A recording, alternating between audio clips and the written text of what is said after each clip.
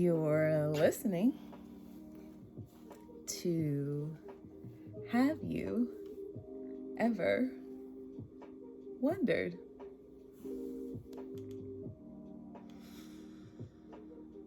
Today is Thursday, July 7th, 2022. I'm Chloe, and the title of today's episode is Need a Laugh?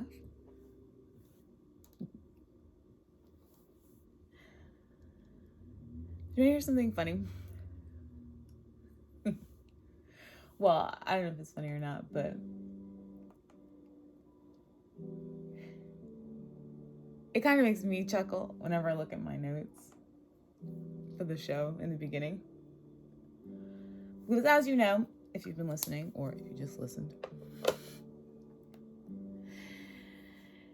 at the start of every show, I try to give you the date, the day, my name, the title of the episode, the title of the podcast. Not in that order.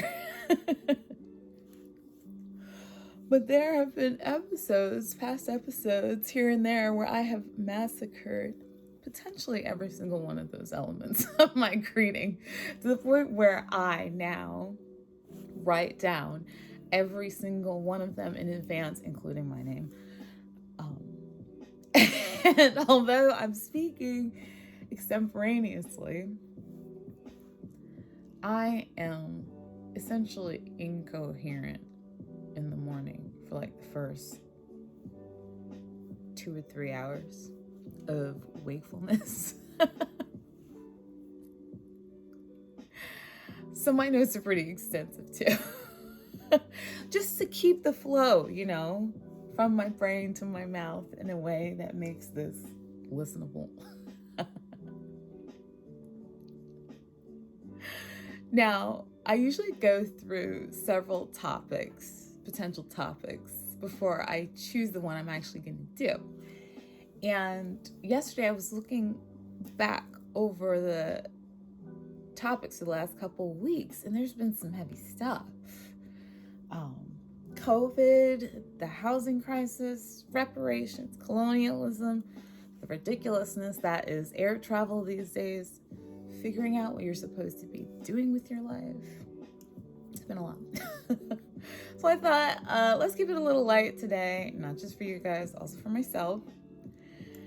And sort of the catalyst was that yesterday I had this little unexpected, unaccounted for gem of time in my schedule.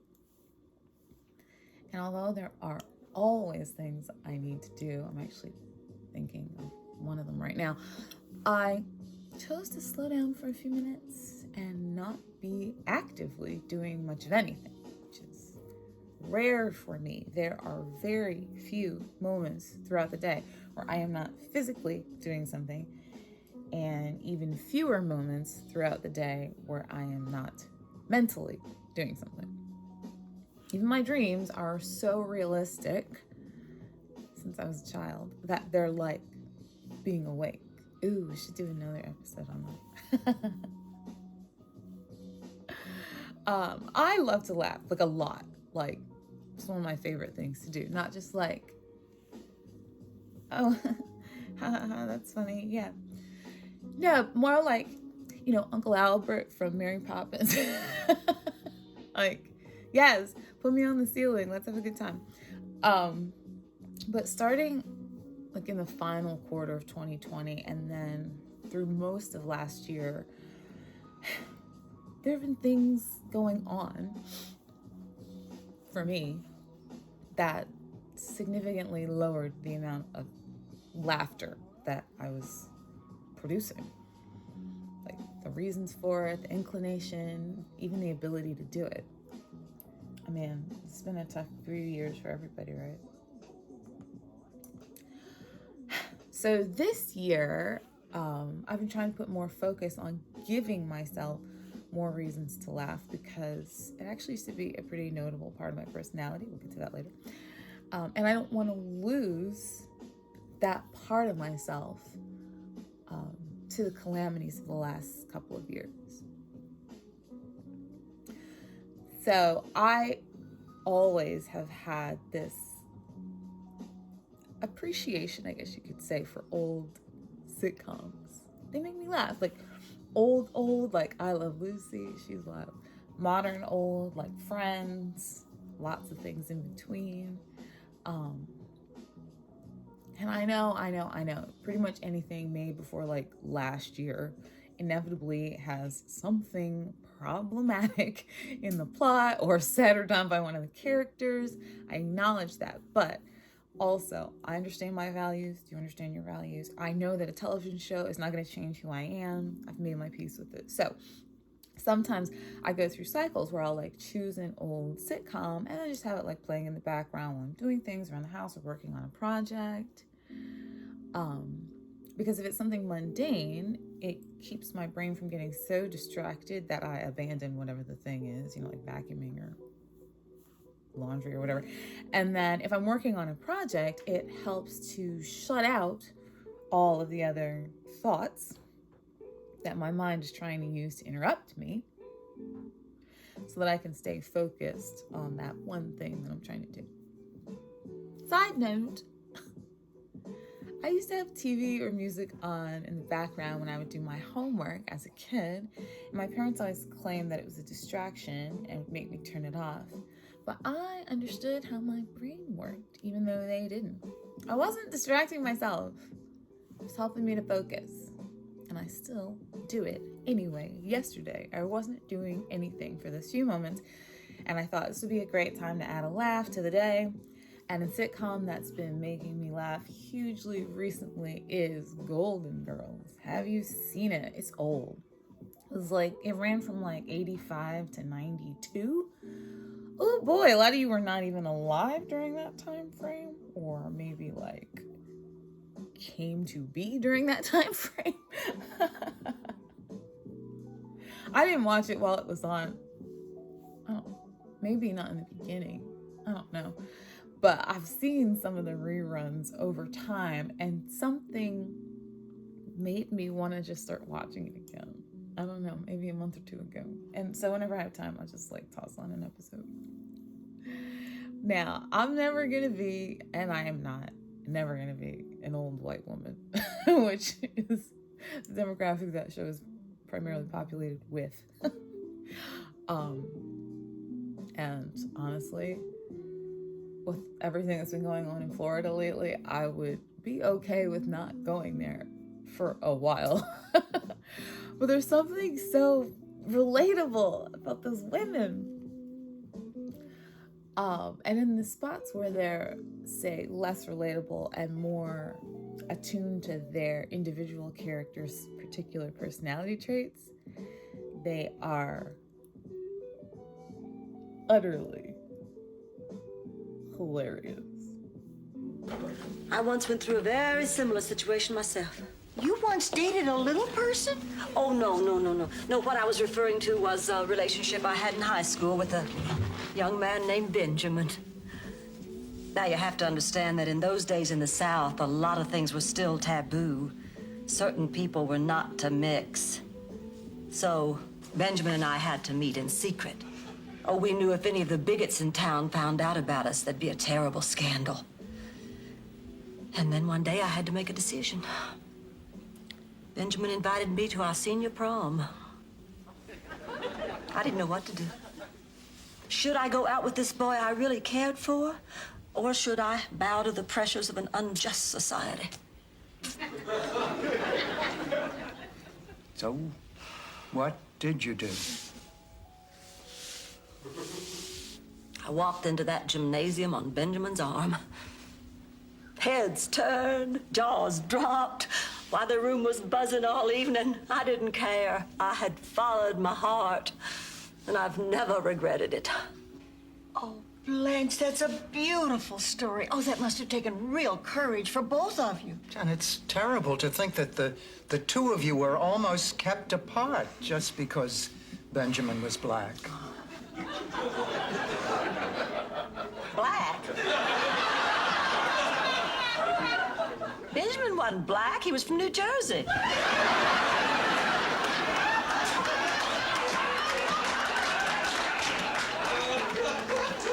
I went to my senior prom with a Yankee. A Yankee?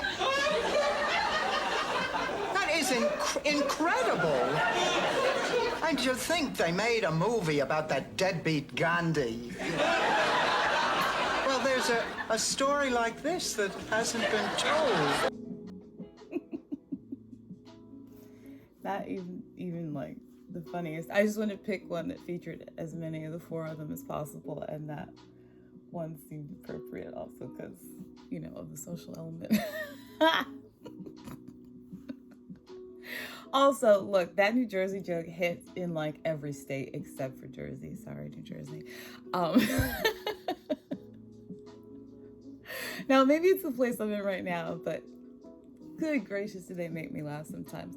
Oh, and similar to the JB episode, if you have time, stay tuned at the end and I'll give you another little bonus clip. If you have to go, you can, but I found another one and I thought, let me just toss this in at the end. Okay, so after I graduated from high school, my parents forced me to attend a Christian university down south. Will not tell you the name. But if you know me personally and you don't know the name of it already, I'll be glad to tell you. I have many stories. It's a phase of my life that socially, spiritually, and emotionally, I frequently try to put behind me as much as possible. And one of the reasons for that is because they took some of, or maybe even all of, the very worst parts of organized religion, which I am already not a huge fan of, and then codified them to the point where they became this insidious, inescapable culture of the place. Plus, I hate being told what to do, and there were so many ridiculous rules. Ugh. I was there for like 3.5 years, trapped. I graduated early because I had to get the heck out. Amazingly, academically, the place was pretty much on point. It's just that they were jacked in literally every other area. And one of my favorite ways that I ever got in trouble while going there, and there were so many ways to get in trouble while going there, was for laughing. I'm not joking. Although that is funny. We know this. Authoritarian power structures depend on fear and tattling, right? And it works for those in power because you can't be everywhere at once with your hand on everyone, your eyes on everyone. So you need the people that you're controlling to be like those agents in the Matrix, you know? You need them to be your eyes everywhere, because if everywhere you turn, someone might be working for the people who are in charge, then you're never really safe, and you're definitely not free. So to enforce their convoluted system, they set up this dormitory hierarchy, because, you know, when you're in college, you spend a lot of time in the dorm, and they needed eyes and ears on the place. And then they gave them these like spiritualized names to make people feel like it was less authoritarian than it was. Ha ha ha. So each room, to give you a quick context, each room had its own little leader. So someone whose responsibility it was to chastise and then tell on their roommates for breaking the rules. This is fully true. Then 3 or 4 rooms would be linked together in a sort of group with another person supervising all of them. Then you take like a segment of the hallway with another person. It kept going like that until you got into the person who was running the whole dorm. So if you made it to your junior year without becoming at least a room leader, the school administration assumed that there was something morally or spiritually wrong with you. I'm still not joking about any of this. It feels like I'm making it up, right? I'm not. And then once a semester, or maybe like once a year, you would get like a little job evaluation from your immediate supervisor. So At one point, you know, I had made it to room leader, whatever. Don't worry. I never told on anyone for anything. Who am I to be enforcing the rules? Come on. So at one point, I'm being evaluated as a room leader by my supervisor. So she could see if I was ready to be promoted to the next level, to her level. You know, get more people to potentially betray. What fun. So we're in this meeting and she says this like slew of pseudo complimentary things about me. I'm sitting there mildly interested because why do I care what she thinks? And at the end of the evaluation, she says, I'm not going to be recommending you for the promotion. So I'm amused and curious and I go, well, why not? And she said, and I quote, you laugh too much. And I said, excuse me? And she said, I love this story. You laugh too much. I hear you in the room and in the hall, around campus with your friends. You're laughing all the time, and I don't think that kind of joviality, she didn't use that word, she used like a lesser vocabulary word. She said, I don't think that kind of joviality makes you serious enough for a position like this. To this day, it is one of my absolute favorite evaluations I've ever gotten from anyone, anywhere. And I walked out of that meeting and I thought, you know what? For as much of I can for the rest of my life, I will not stifle my own laughter or that of anyone else. I was so proud, so relieved that this facet of my personality that is not evil or harmful or damaging at all had kept me away from the further inner workings of this controlling and highly damaging system. And so I kept laughing, both during and on my way out of that meeting and for the rest of my time there. Sometimes I wonder what happened to that girl. She's probably somewhere out there at this moment, not laughing at all.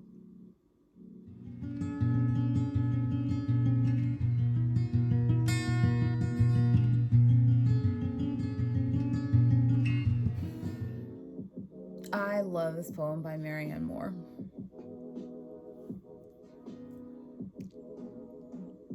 I've had it in the coffer in the chute for a while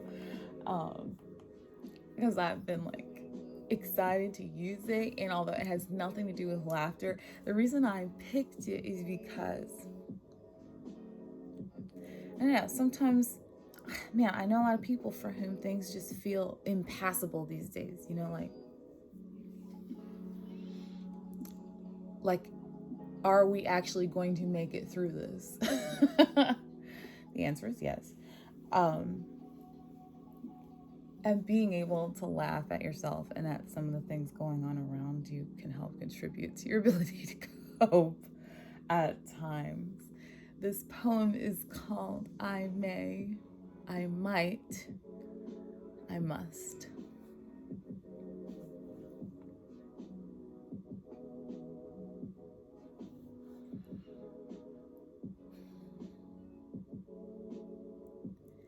If you will tell me why the fen appears impassable, I then will tell you why I think that I can get across it if I try.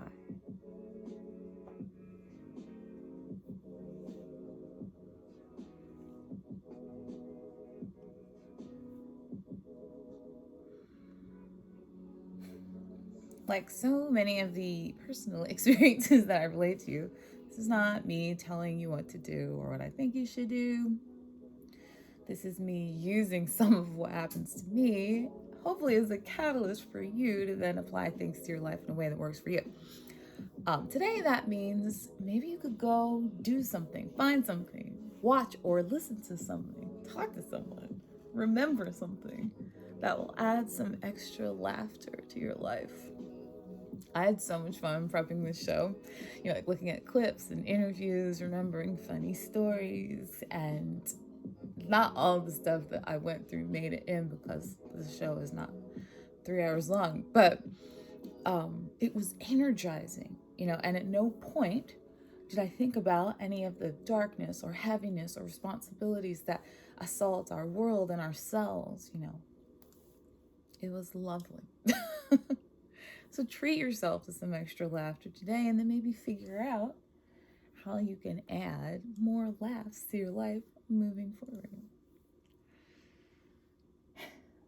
You may need it even more than I did.